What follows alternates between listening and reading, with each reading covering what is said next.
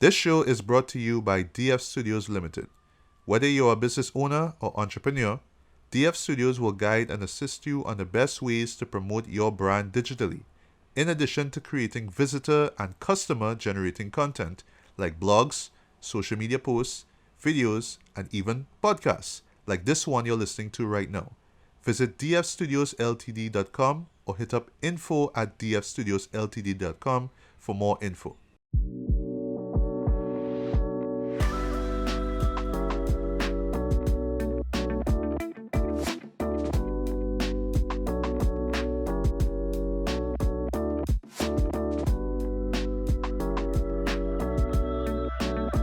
Hello, good day, everyone.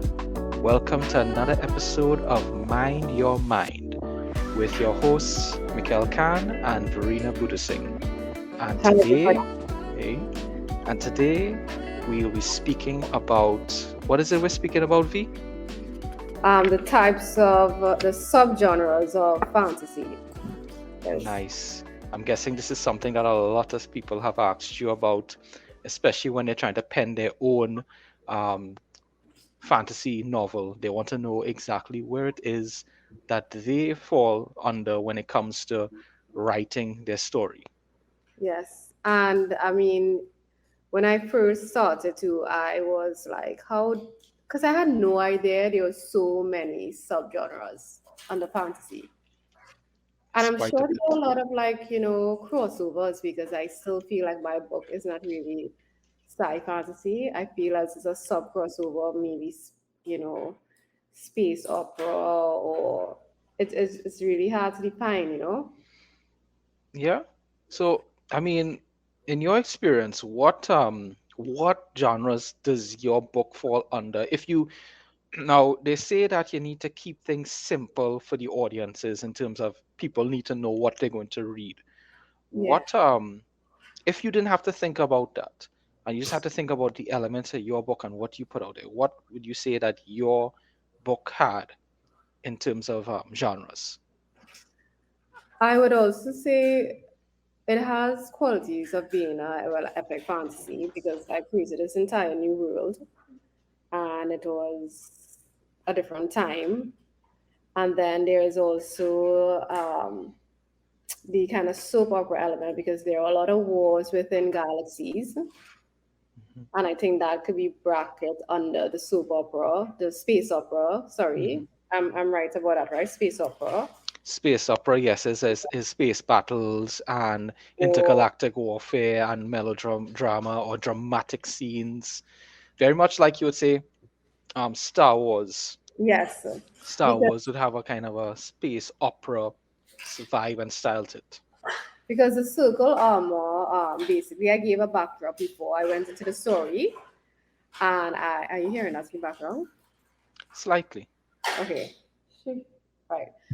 So the circle armor, basically, I gave a backdrop about the story before I actually started, go into my chapters, and I stated that there was this huge galaxy war, and I gave a brief history. So, and the war played a very crucial part in um, the everyday lives of these characters and the protagonists. So it Mhm. was an important element. So I would say it even border over is crossover space opera, I would say. Yeah, there are And it has definitely space opera elements. even probably even sci-fi with like a further subcategory of the sci-fi with like alien invasion because it's kind of like alien invasion briefly I mentioned. So Mhm. I guess it all depends on the person reading the book or your audience. Yeah, because I think genres are good to give an idea of elements that you can look out for when it comes to when you're going to read as a reader, and as an author you could identify for your audience what it is your category of book is, because you won't want that somebody goes into your book and you don't define it and say, hey, this is a really great science fiction title, and they get a very weird fictional cooking book out of it. Yes. You have to you have to let people know what kind of elements they're jumping themselves into. But now that I kind of think about it, a science fiction cooking book might be an interesting thing, like an interesting parody book to give as a Christmas Yeah, present, as I we're in was the not season right thinking that. now. Yes. But Even generally, the you name wouldn't want to itself, do that. like the name itself, the title of the book might actually draw me towards, hey, what is this about? You know what I mean? Hmm. Play But on it's my so good, curiosity. which is good. But it's always good to also use the genres to let people know what they're getting themselves into. So, Yes. um, whereas it's a good indicator for that, authors should never feel like they should be restricted to one genre or feel they need to be in one genre when it comes to, present and write your book. You could have elements in it, but your best bet is to think about what does have the most elements of. So if you were to make a Venn diagram and you see where you're going to have things interlooping, but whichever Venn circle has the most elements, it's tending more towards that genre. So Yeah. I think a holistic genre for your book and my books was science fantasy because you had elements of science fiction and elements of fantasy in it. Subgenres could be in there as well. So, for example, in my books, I had elements of um, alien encounter. I had romance in it, so that's fantasy romance in there.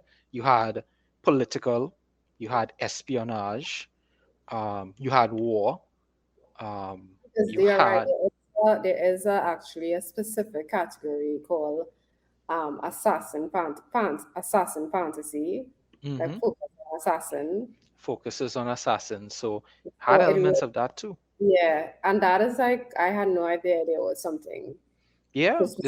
the Assassin's Creed books, well, not books, the movies, and not even movies. I'm talking about the games are really popular, and people look out for that. And it's all about assassins.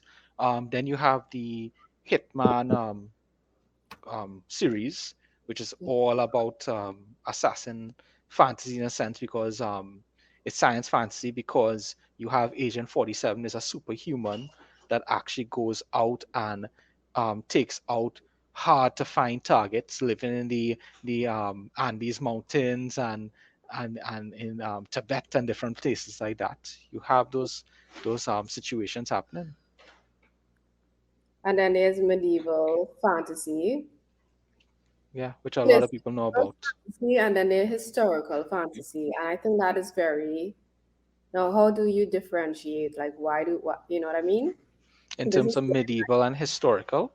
so this is where my confusion comes in. Okay, Why I'm so so confused. no problem. So medieval fantasy will talk about, Specify with medieval time sure. So and medieval fantasy will be between Arthurian fantasy, which deals with King Arthur style then dark. elements. Yeah, and it will kind of come up to the Victorian age. So everything in between there tends to be So medieval why did we can just put this under historic fantasy? because historic fantasy tends to follow a historic event that has Yes. actually happened, but you're adding elements to it. So, say for example, you go back to King Henry VIII's reign. Historical fantasy would be Merlin's descendant who was working alongside King Henry and decided to separate from him because he didn't like what he was doing, and he went on his own adventures in in old England as a wizard after King Henry decided, hey, I'm going to ban magic now. Everybody Yes. gets magic gonna be beheaded. So that's something that will be historic because it deals with real world situations, but it brings in a fantastical element to it.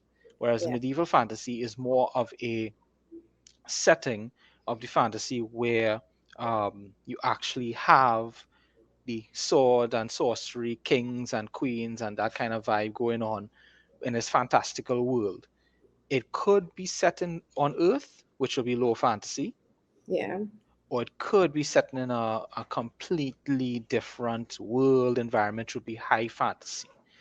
Um, and yeah, that holds well for a lot of other subgenres in fantasy, like steampunk, which is fantasy, well, it could be science fiction as well, that works with steam technology that has been kept and adapted to a more technological standpoint, like flying boat ships, steam operated weaponry, steam operated machinery, things like that.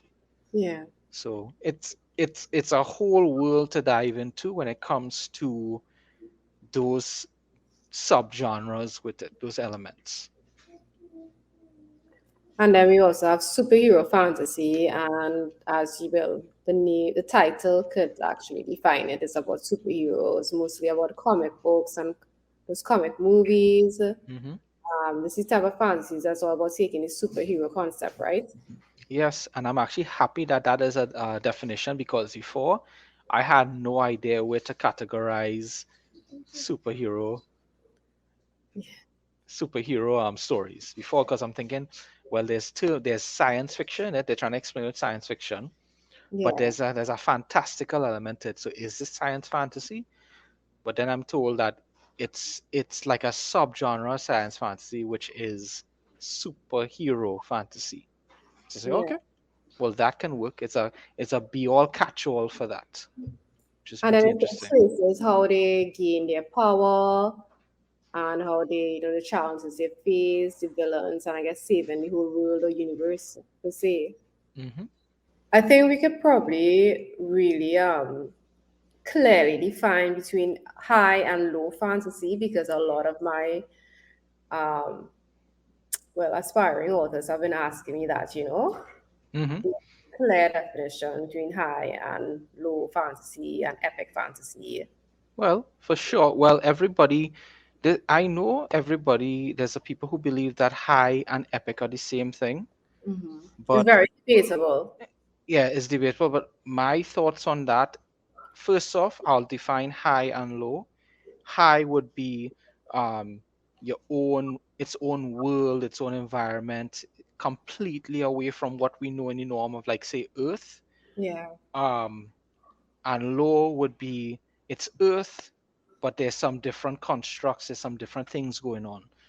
yeah, So a high fantasy that's very popular is Lord of the Rings, right? hmm, A low fantasy that's very popular is Harry Potter, yeah. right? Because it's happening in our world, our time. Exactly. It's very similar to the makeup of our world, but then you have witches. Exactly. And it even has its own other world, so to speak. And then there's a debate where Narnia, Chronicles of Narnia, is part low fantasy and part high fantasy, because part of it is in London Yep, that generally, is and then you go to the world of Narnia, which is its own world and setting, which is aspects of high fantasy.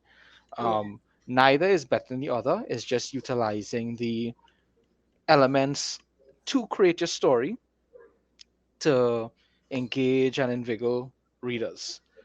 Now, yeah, when it comes to epic and high, even though people say it's the same thing, in my opinion, it is not, because we just described high fantasy there.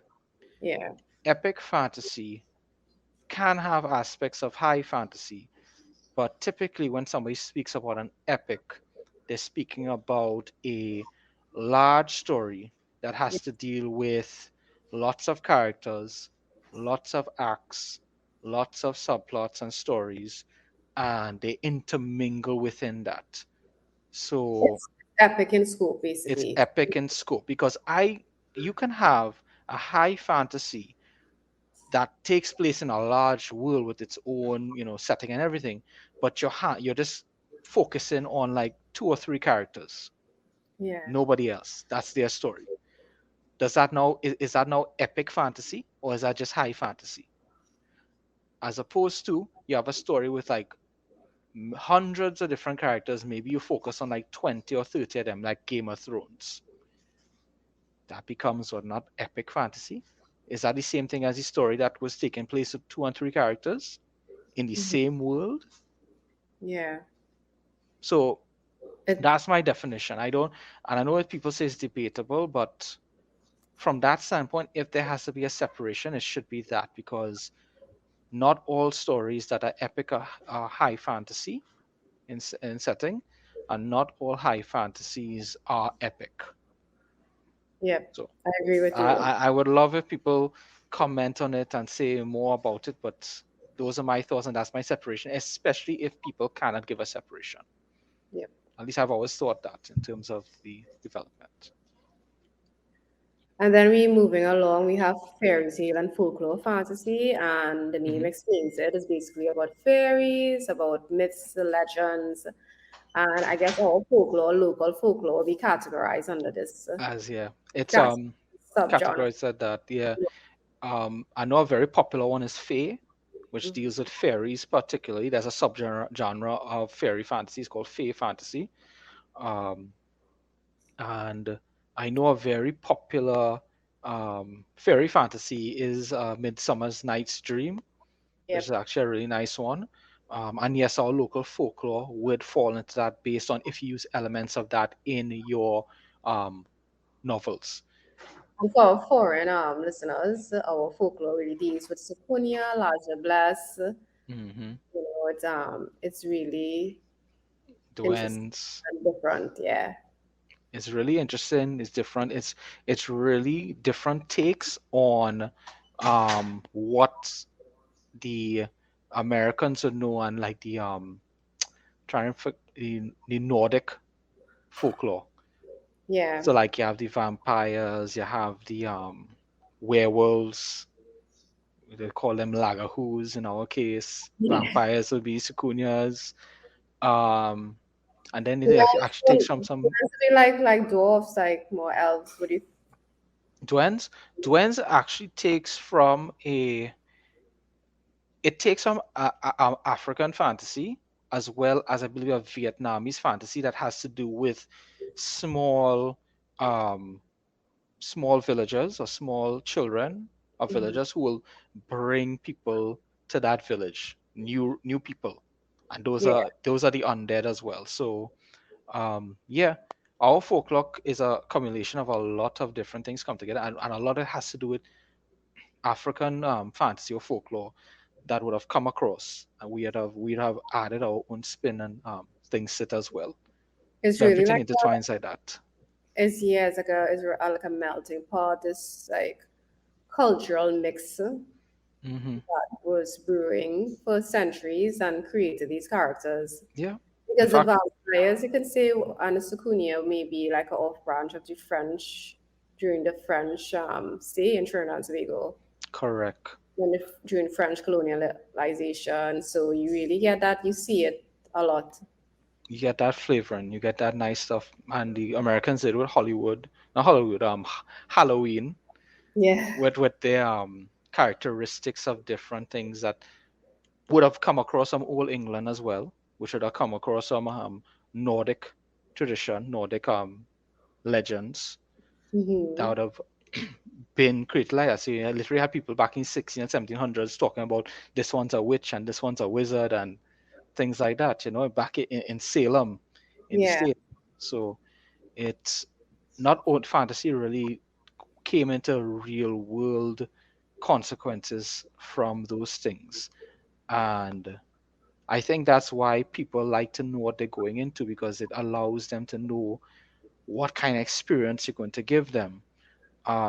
In terms of fantasy, somebody who reads epic fantasy might necessarily want to go into a dark fantasy, or they won't want to go into, even though they want to go into swords and sorcery, they won't want to go into, like, say, a grim dark fantasy. Exactly. Someone who is into like fairy tale or folklore when want something so, and that's it like that. So we can describe what is dark and grim, dark fantasy. Sure, sure. And even for me, because I can, the level of dark fantasy I can tolerate, Hmm. my threshold is pretty limited. So something that's probably not as dark, I might say is dark, you know what I mean? So Hmm. it's all about like, my perception and what I think qualifies as a dark or Dark. grim Well, fantasy. I know grim dark. And that There has was been a growing genre. It's becoming very popular. that dark Yeah. fantasy. Yeah, it has. In fact, I when I first learned about grimdark fantasy, I was very concerned that some of my novels will be tending into that. Yeah. Not to say anything's wrong with that, um, because at the end of the day, I try to teach a moral or a lesson in what I create. And sometimes that moral lesson comes with not the best ending ever, Yeah. but it comes with an ending that the readers can understand Mm-hmm. and can appreciate the level of which, like, I sometimes they hate that it happened, but they Yeah. understand why it happened. And that's where I thought I was in Grimdark, where it was gritty, realistic, and nihilistic in tone. Nihilism tends to dominate Grimdark fantasy, um, as opposed to dark fantasy tends to have gothic tones like horror and dread. Things are Stephen King. bad, can be Stephen that King. bad. Stephen King books are a perfect example. Hmm. I mean, like it and stuff. Yeah, his books are well. Yes, he really plays with the dark fantasy a lot, but Yeah. notice he doesn't go too much into grimdark, where it's all glossed. Yeah. But Hmm. then, so his work is got a borderline between grimdark and dark and horror. Yes, It's because there are some books that are not like you really won't say it's like that scary too, you know? it's all perspective too. It's all intent and perspective. What is the intent of the book? Is it to scare you? Now, if you're not scared of, not jump scares, if you're not scared of disturbing images and scenes and situations, then you won't think it's a dark fantasy or horror fantasy. Yeah. Whereas somebody else reading, they'll be like, my goodness, I really got into it and it was so frightening, and it falls into that category. But it's always the author's intent of what they want you to read. And again, we come back to the whole idea of genres is to give people the intent of what they're going to get into. It's a range. Some stuff might get you to where it's supposed to be, and other stuff might be like, that was okay.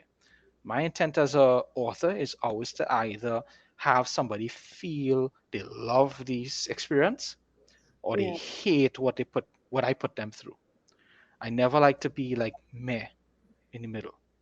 So that's Hmm. why authors have to be very careful about playing it too safe.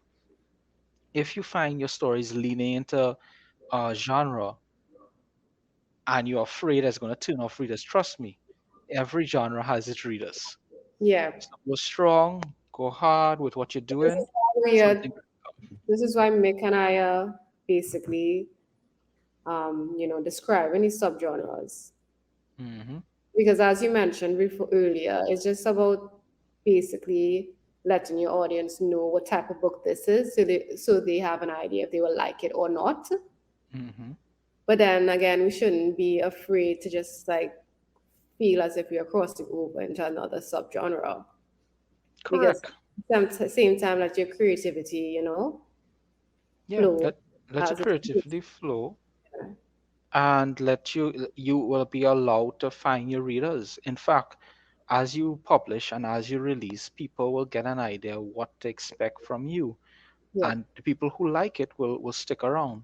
I think the worst thing a lot of authors do is that they see a hot genre and Hmm. they either feel they have to write completely in that, or they have to shoehorn elements into their story with that. And I disagree with that, because it's not what you naturally do. So you're going to have yourself forcing yourself to do it and shoehorning it. If it doesn't naturally fit, it can come across as pretentious. And you don't want to come across as pretentious to the audience, because then it becomes like, well, you just put this in, but you have no understanding of exactly how this works. Yeah. Sure, you can read some stuff and you could learn it yourself, but unless you are truly into it, it's going to show. Something always, as a reader, you can always pick up on that energy if something is authentic or not. Hmm. Even just in real life, when you meet someone for the first time, you can tell if this person is very superficial or if she's real, or Hmm. and your readers can also pick that up in your work. Just like your video series on superficiality and the masculine gaze. You guys should check it out. Verena's TikTok has a lot of insightful information on that. She makes it light humor with I it, but it's often, a really good message. Yeah. Yeah.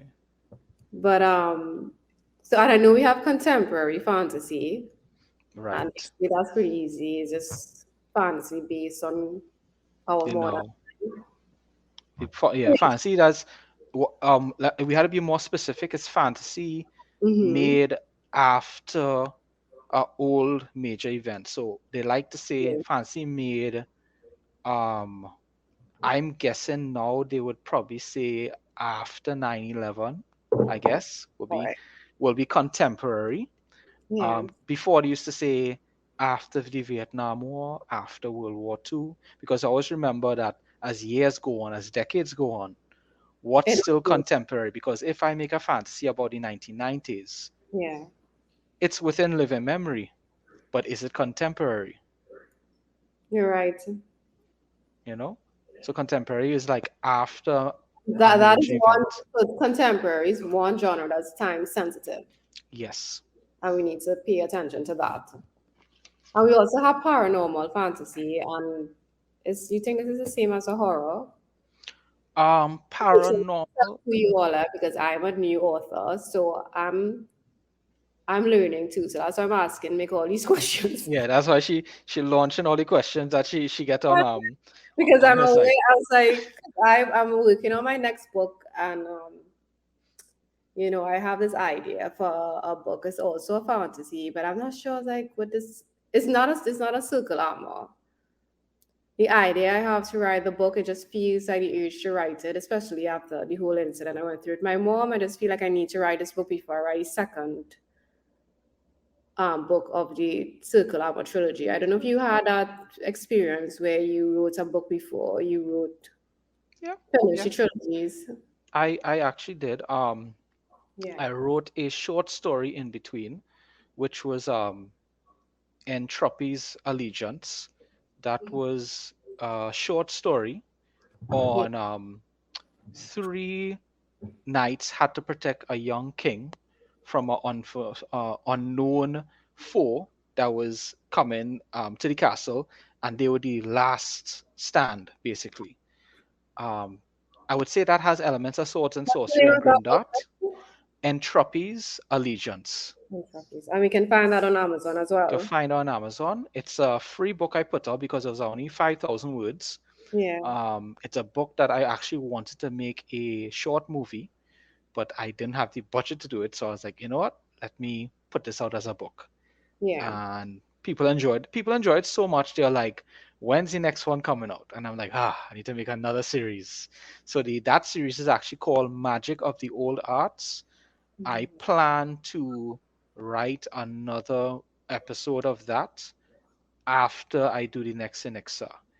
But in between that, I've done a lot of short stories with dealing and using different elements of different world stories. So, like from Africa, from Vietnam, from Japan, from China, from Europe. And I collated all of that into a book called Fantasy and Science Fiction Stories, Volume 1. And there's another one that I called Holiday Fantasy and Science Fiction Stories. And you can find both of them on Amazon. I'm actually, as we're on the podcast now, I'm actually working on the second book of fantasy and science fiction stories, volume two, which I plan to release. Let you all hold me to it in Yeah. January of 2023. That one will be coming out. Oh, nice. Yeah. So, and all that is just compilations of short stories that I've done to kind of build the writing and mental muscle to do the fourth Anixa book, which is definitely going to be an epic fantasy, definitely a level. So it's good to take a step back and do some light stories, do some smaller stories, I should say. It doesn't matter the genre, it doesn't matter the subject matter. It's just kind of like allowing you as a writer to build upon that. So nobody could ever say that I didn't try different genres. I didn't Yeah. try different things, and my readers can easily tell me what works. I am actually glad you mentioned that because I was thinking about dabbling in a different genre, but then I was like, should I do it under pen name, or because I want to be described as a sci fantasy writer. Mm-hmm. So I don't know. Maybe I'll think about it. And doing this podcast is actually helping me because, like, doing my personal research and coming back here and having these conversations with you, listening to people comments, it's like gearing me more to where I feel I need to be. Mm-hmm. Because sometimes you're like, okay, you feel lost, but my point is just don't give up. Just do your research, keep an open mindset and an open heart, Mm-hmm. and see Well, where it's all. I play on my instincts a lot when it comes to these things. But I'm not entirely. I mean, I'll do my work, I'll do my research, but at the same time, I'll be like, yeah, I know when to take a left or right or stay on the path. well, that's good. You follow your instincts, which is Yeah. very good. In terms of making a, this is just my 2 cents on the matter. I Hmm. would say if to make a pen name, if it is a subject, if the subject matter is so far left or right of what you normally would do, Yeah. um, and you think it will kind of throw people off, Yeah. I think a pen name could work in that regard.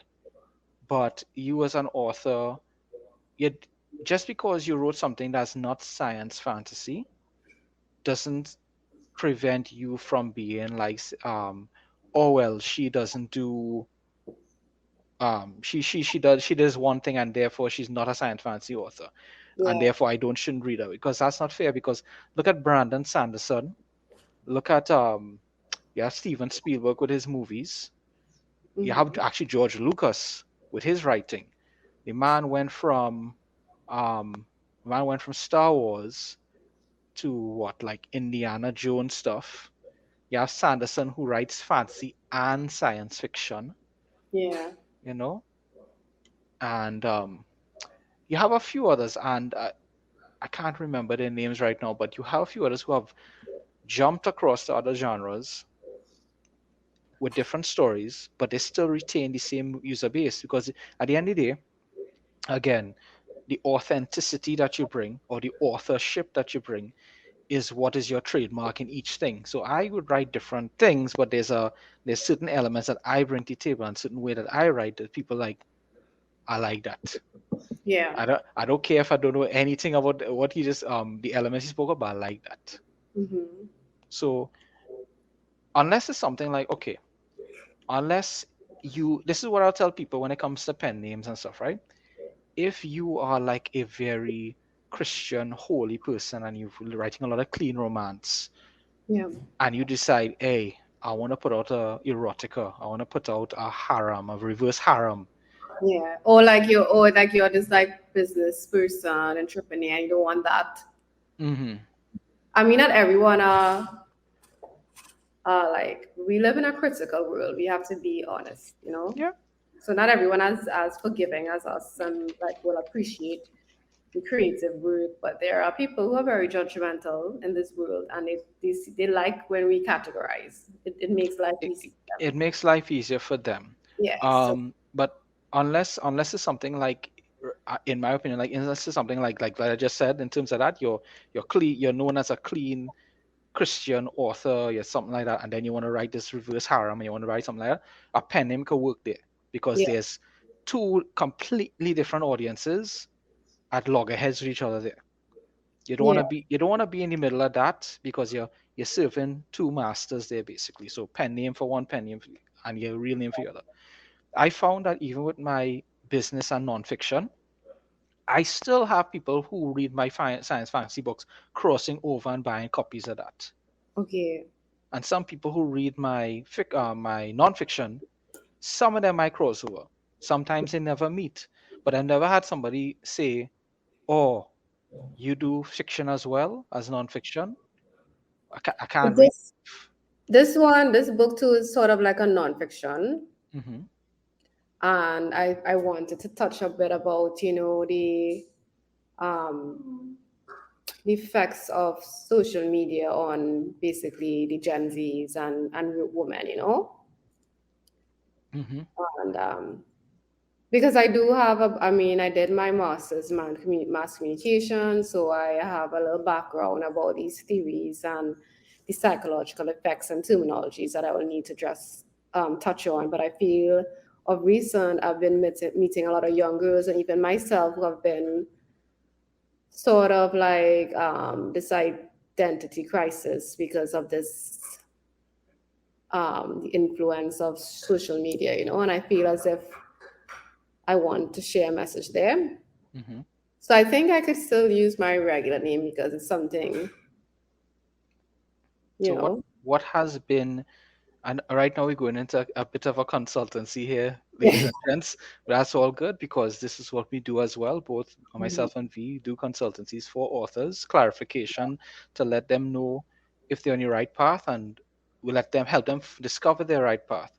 Yeah. V, in terms of that, what has been your response when you put out such videos or such messages? It's been, I was shocked.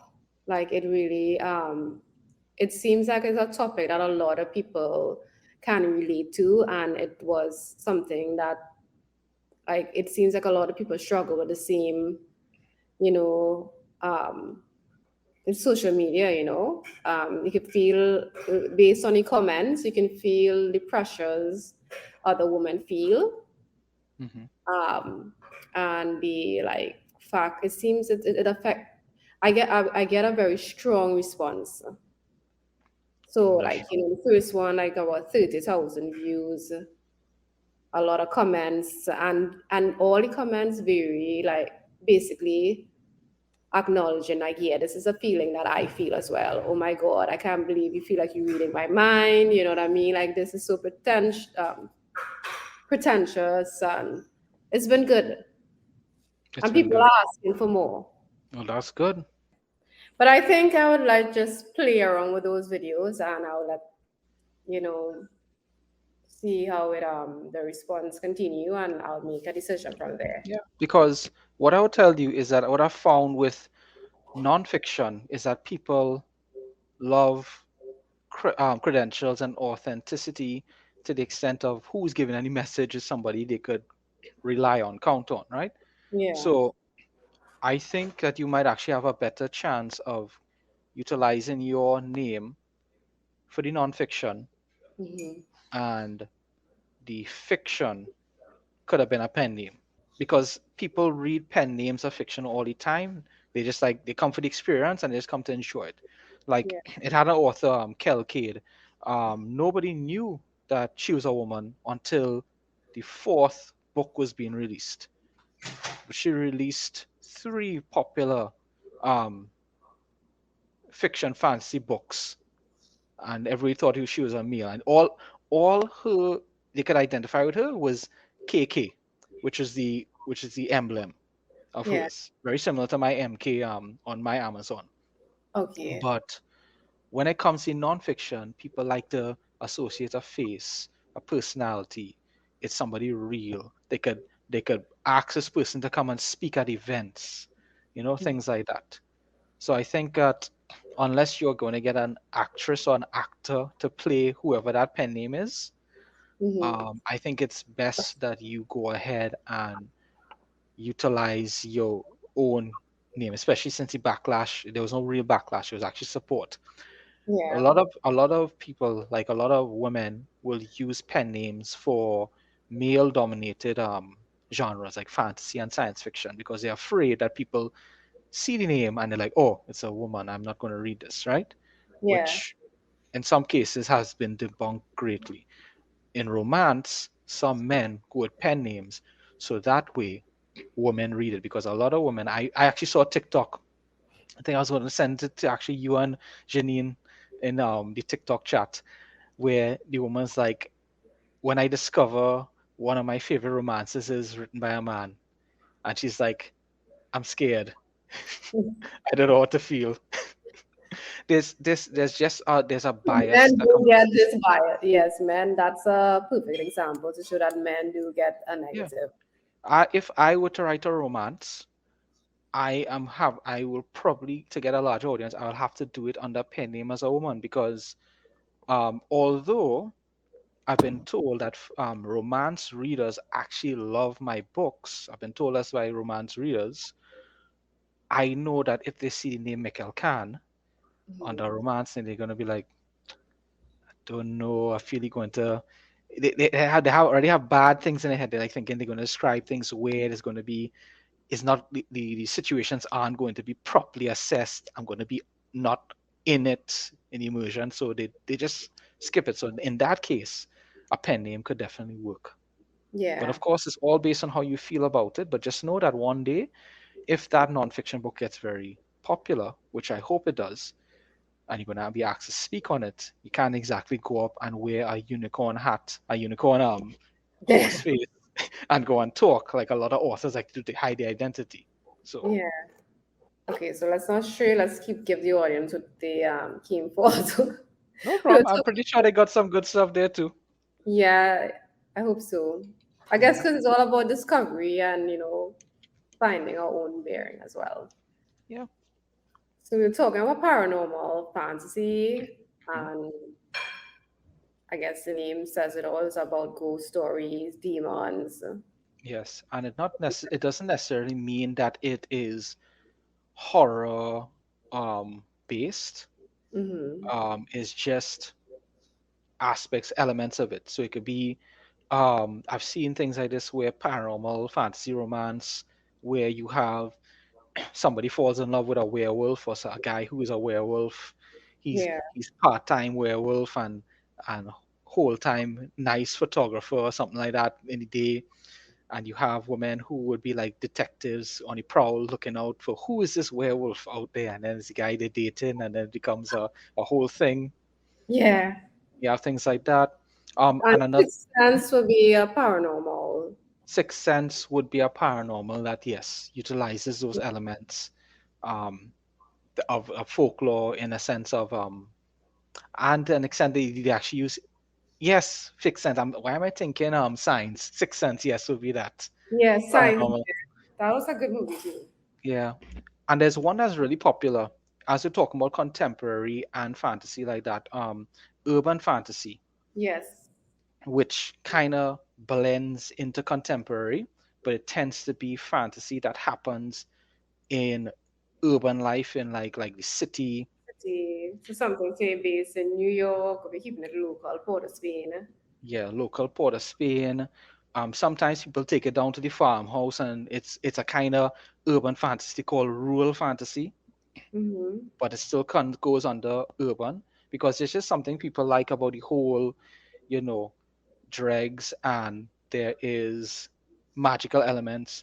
So it's like magic clean mixed with urban, known for being dirty or messy, coming Yeah. together. So it blends like that. So I think I've been working on the two ideas. It's like that nonfiction idea with social media and whole hyper realism of it, and I want to write something a urban fantasy. Nice. Thinking I'll do those two before I do the second. Um, The second circle armor. yeah, because I still need to build my audience. Maybe we can chat about this later on. But Circle Armor, so I think I think my fan base is building at the moment. So it gives me time. I did not put in a lot of pressure on me to say yeah. Hmm. So, but I mean, I am going to work on it before the end of 2023. But I just feel the need to do these two books before because I spent so much time in that Circle Armor world Yes, you for want to over get a good 3 palate years. cleanse. I need to, yeah, just take a little step back before I go back into that world. That's good. That's no problem at all because you're gonna have people discovering your novel years and years from now. So Yeah. there's no rush. The only thing that people would hope for is that in your lifetime they get a resolution for the story. Oh, Do yeah. them do not do them a George R. R. Martin because people are waiting with bated breath for Winds of Winter, and they are Hmm. so afraid that that man takes too long and he passes on. even though he has given notes to I think Brandon Sanderson and some other people, Hmm. it's it's better when people get the author, the pen that fed them the story, as opposed to the substitute to come and be like, hey, well, this is my interpretation of that. As we saw in Game of Thrones season 8, how that could end up.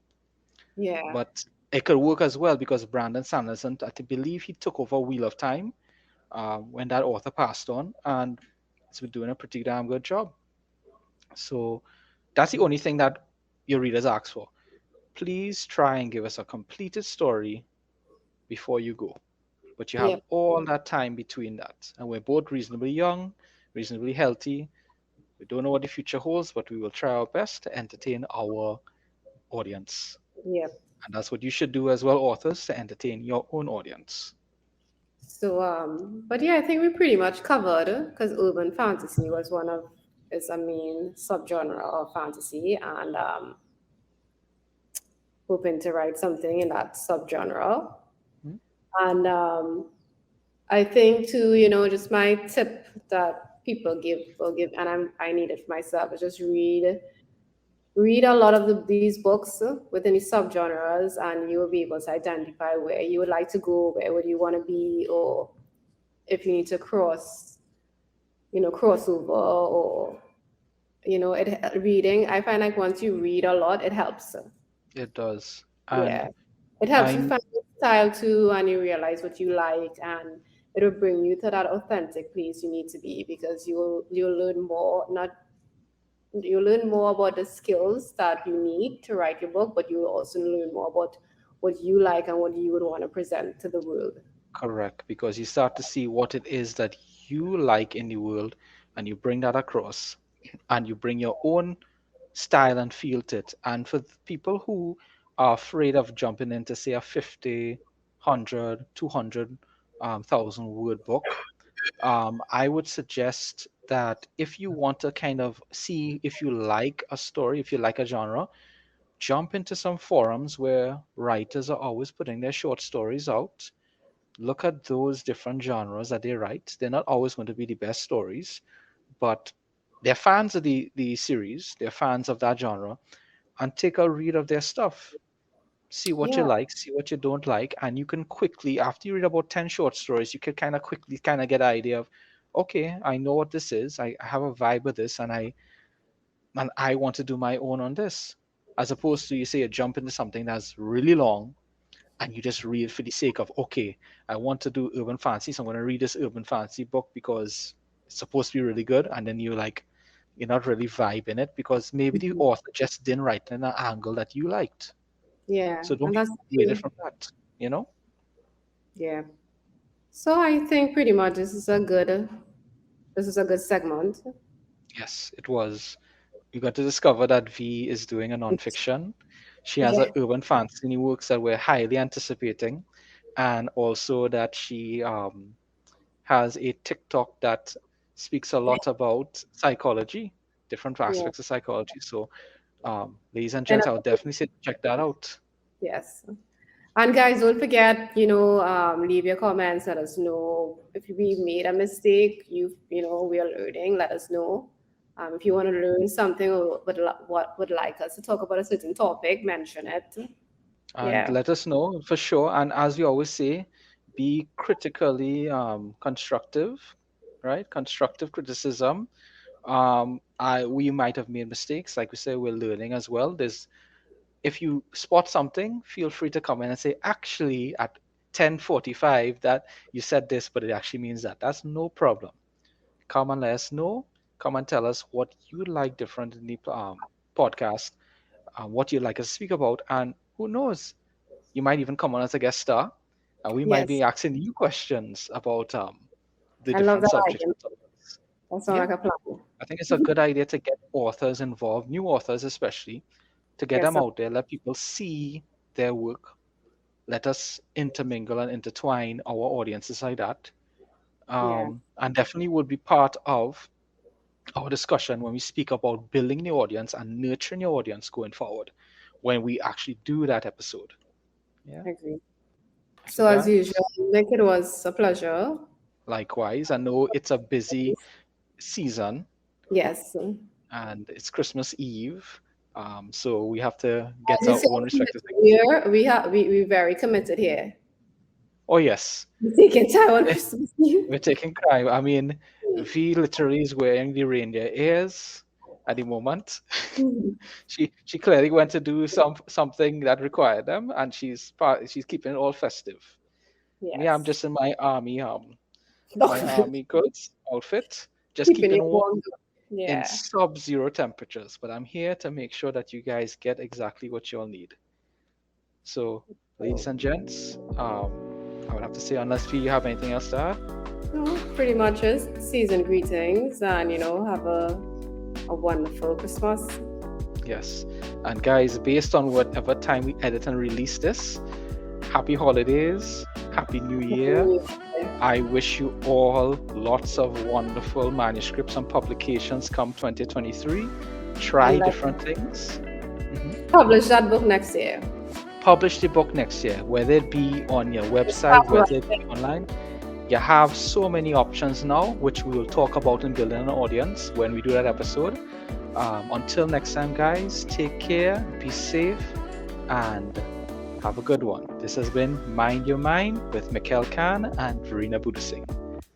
Bye.